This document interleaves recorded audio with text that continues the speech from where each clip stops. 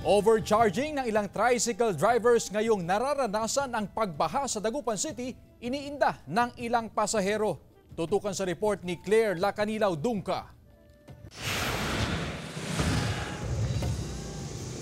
Pahirap sa ilang pasahero ang mag-commute lalo na tuwing nararanasan ang malakas na pag-ulan at high tide lalo na sa ilang pangunahing kalsada sa Dagupan City.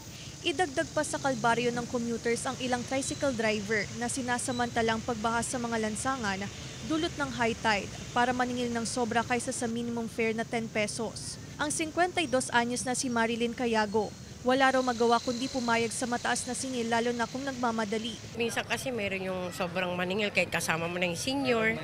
Grabe silang maningil. Ayon naman sa pasaherong si Jeline Miano, kung minsan namimili pa raw ng pasahero ang mga tricycle driver. Sa ibang driver kasi nagbayad ka na tapos papadagdagan pa nila.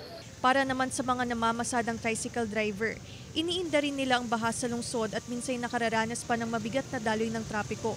Nakikisuyo na lang, pero hindi naman lahat ng pasaheros mabait, ma'am. Meron din yung magagalit kasi alam nila yung minimum fare ng Dagupan. Ayon naman sa Public Order and Safety Office, pagmumultahin ang sinumang mahuhuli na naniningil ng higit kaysa sa minimum fare. Kung nais ireklamo ang umano'y kaso ng overcharging, maaari lamang magtungo at mag-file ng formal complaint sa tanggapan ng poso upang mapanagot ang tricycle driver. Kasama si Henry Duminsil, Claire Lacanilaw Dungca, One North Central Luzon.